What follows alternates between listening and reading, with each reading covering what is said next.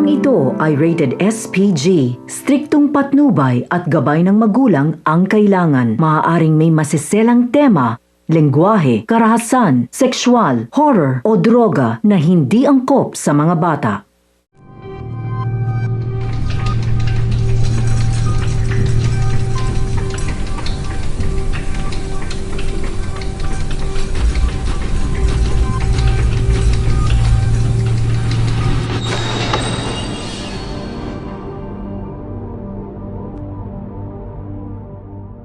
Hush, little baby, don't say a word. Mama's gonna tell you. And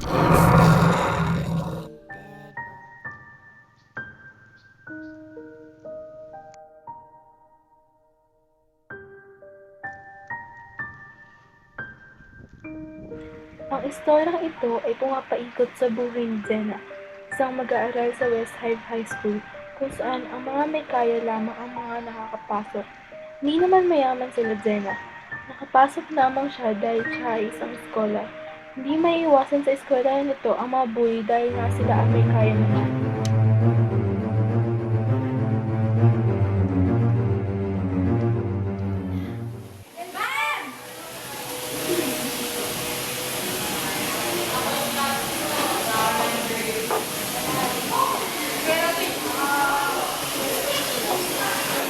Good morning, Luther! Ano ba kailangan niyo sa akin? Hindi ko ba kayo magsasawa sa pangami sa akin? Kailan ba kayo magsasawa sa pangami sa katulad mo? Tulunan ka kasi, mahirap ka lang. Kumbaga sa pamilya, sampit ka lang. Ano ba? Tigalin mo na ako sa Jenna. Mga ano sa buhay ka, ano? Tamang-tama nga naman tating na kaibigan mo, ano? Magsama sa akin tanan! Nakakainis talaga yung Jenna yan. Kala naman niya, napakaganda niya. Nakakainis talaga! You know, girl, may isa akong maganda idea. Ano naman yun? Siraan kaya natin mga kaibigan ni Jenna sa kanya. Para wala siya natin shining armor, di ba?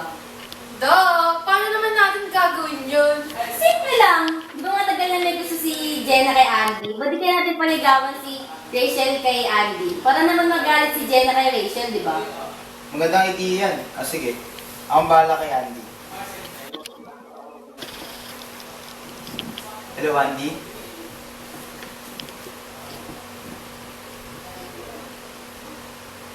Sige. Mukhang magiging masaya yung mga susunod na buwan natin, ah.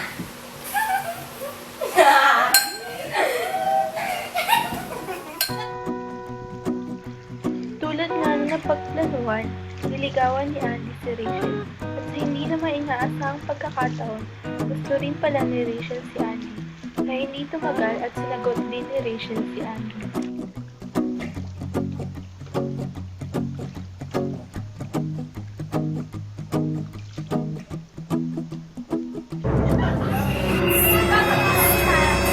Ano ka ba, Rachel? Bakit mo ginawa to? Alam mo na matagal ka na si Arnie, may ginagawa mo ng mga alam mo naman? Magsisi kayo! May ano kayo sa kanila, dito kayo kailangan na.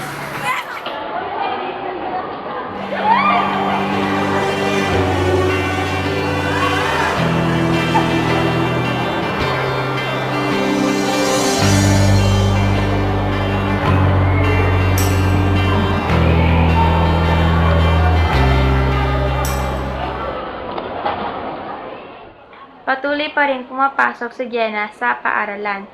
Ngunit hindi katulad ng dati. Wala na siyang nakakasama ngayon. Kumakain siya na mag-isa at wala siyang makasama sa paglakad sa mahabang pasilyo ng eskwelahan. Lingid man sa kanyang kaalaman ay nakasunod sa kanya palagi si Paulo, na may matagal na palang may pagtingin sa kanya. Lagi siyang may hawak na rosas, ngunit hindi lang niya matiyempo ang ibigay ito dahil baka magalit lamang si Jenna. Ay, paano ko kaya kay Jenna na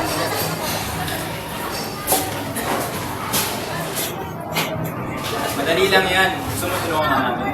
ano? Ikaw hindi na kung ba't galit sa si Jenna eh. Tulungan ka? Yung baka lang, tulungan ka nga namin na kung makabayan lang kami sa mga nagawa namin sa'yo. Maasahan ko pa kayo dyan. Baka ko naman gawin yun. Oo naman. Kami bahala. Pumunta ka mga sa loob tapos sa halihan. Kita kayo.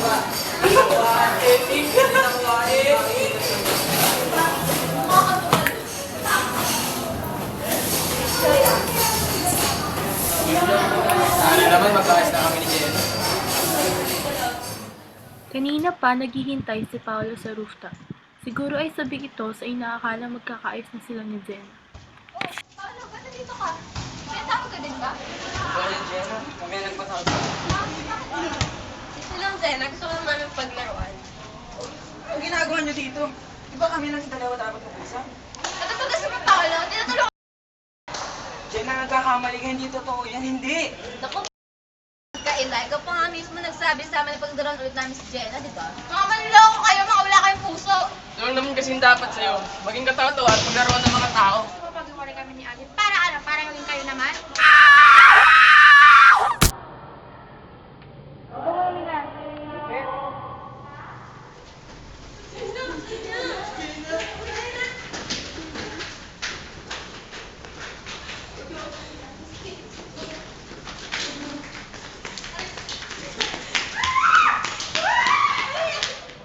Hindi! Hindi naman tayo pumatay ni Jenna, di ba? Eh, di ba? Hindi ka mamingi dyan. Huwag mo nagkain kung sino. Hindi. Hindi tayo pumatay sa kanya. Testigo tayo para magkalabas ng saksi tayo at walang kinalaman sa nangyari. Lutang pa si Paolo at marahil ay iniisip pa rin ang nangyari kay Jenna.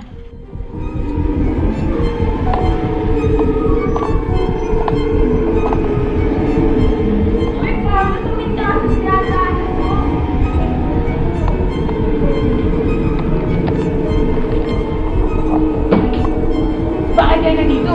Di ba naman ako mga matay tao? Aba, baka nakakalimutan mo pare. Gusto ba't galing mo tutusin? Ikaw lang ito namang marap na kasama ni Jenna sa rooftop. Hindi ikaw din ang pagbibintangan. Hindi maaari yan!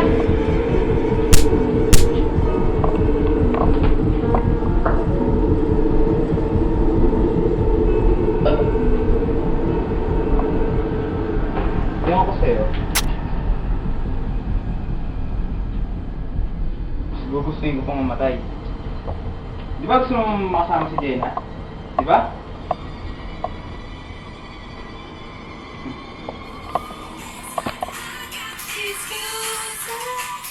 Uy, nakita ba yun? Ano ba yun? May pogi ba dun? Hindi, namatay ang ilaw! Ito naman, kala ko naman kung ano. Ano ka ba? Baka naman lang ilaw. Ano ba? Yung ano kanina? Ano? Yung nakita mo ba yun? Oh, hindi nga. Kaya nga tinatanong sa'yo eh. Asan na ba yung ano? May bisita ka ba ate? Huh?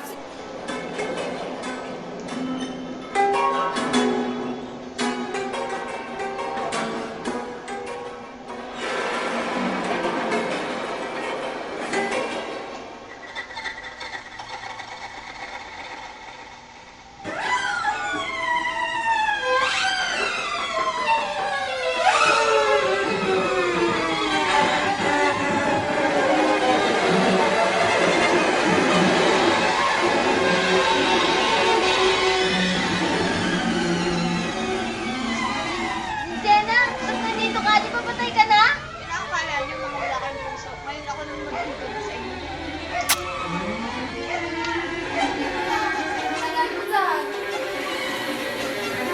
Jenna! O, ikaw pala muli. Hindi, ako pala ka ng kwenta. Ulahin ako. Kaya lang nararamdaman sa inyo.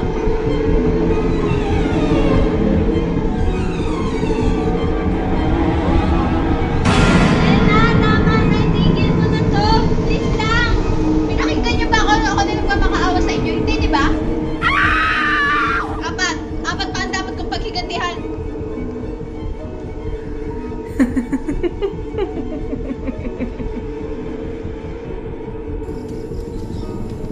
Tracy! Ano nangyari sa'yo? Yup! Pumunta kayo sa bahay ni Tracy! Ngayon na, dali! Tracy! O bakit? Ano nangyari? Patay na si Tracy! Ano nangyari? Tracy, Tracy! may sulat. Sino kayang gumawa nito kay Tracy?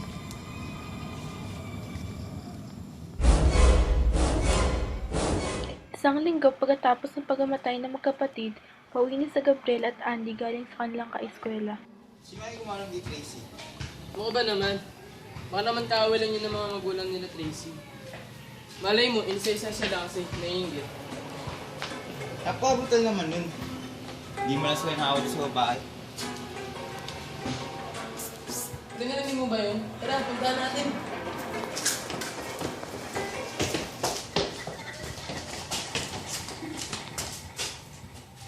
Pre, wala naman eh. Baka na mali lang. Oh, Andy, long time no see. Kumusta mo kay Rachel? Jenna, boy ka pa? Niloloko mo ba kami? Chill lang, kalma. Ano na tayo? Niloko? Oo kaya. Siyempre na ganito. Ano ng kaibigan mo, hindi mo na tumagas pahirap ko. Ikaw, gusto mo rin ba mahirapan o gusto mo agad-agad? Ikaw pala talaga mamamatay tao dito, Jenna. Hindi kami. Huwag mo ako sabihin na ganyan. Kayo ang dahilan kung bakit ako pumamatay. Mag-iingat din ako.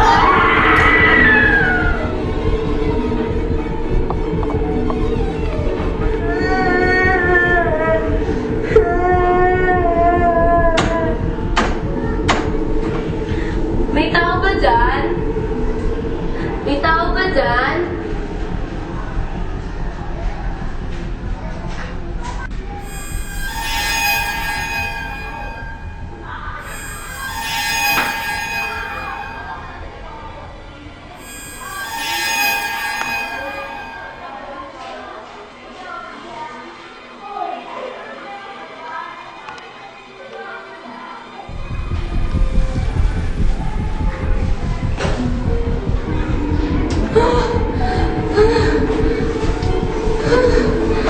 Tulungan niyo ako! Kamusta ka na? Ngayon na lang ulit kita nakita. Kung mamalasakin ka na naman, ito na rin ako ulit. Patawarin mo na ako! Hindi ko naman kasalanan eh!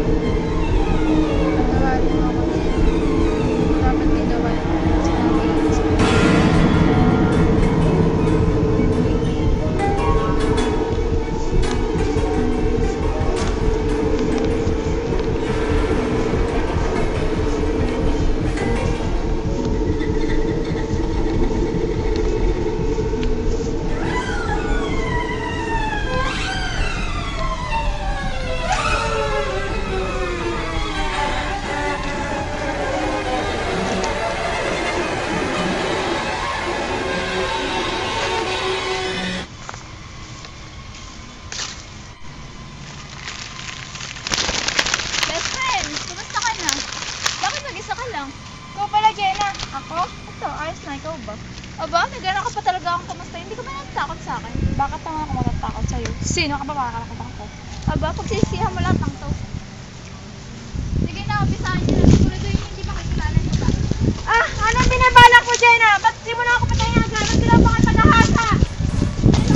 Sino ka tayo bahagi, Jenna? Kasi yung para sa kanila. Sino ba naman sila para sa kanila? Simple lang, gusto lang naman kita ibahagi sa iba. Grasya yan para sa kanila. Sino ba naman sila para tumanggi ka sa grasya?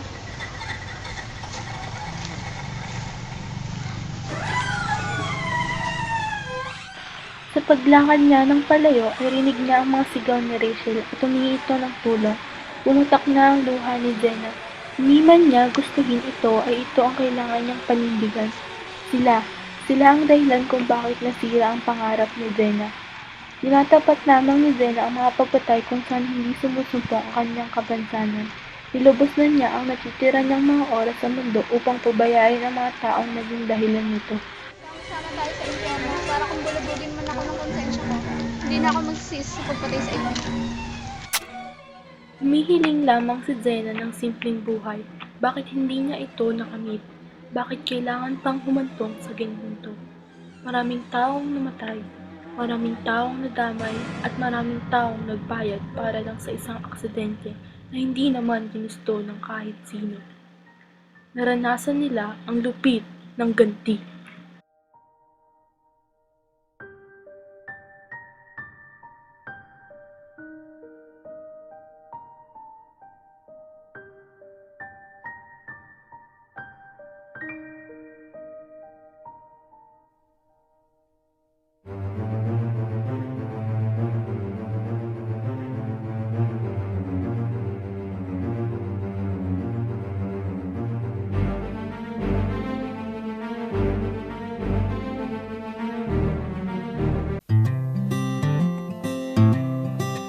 Set fire to your hair, poke a stick at a grizzly bear, eat medicine that's out of date, use your private parts as piranha bait. Don't waste a dollar, so many don't waste a dollar. Don't waste a dollar, so Hindi ko na magbibintangan. don't waste a dollar. Ay, ikaw rin na. Get the toes down with a fall.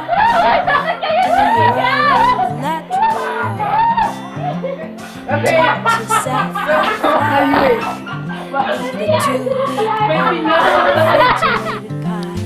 Don't waste a time. So many don't waste a time.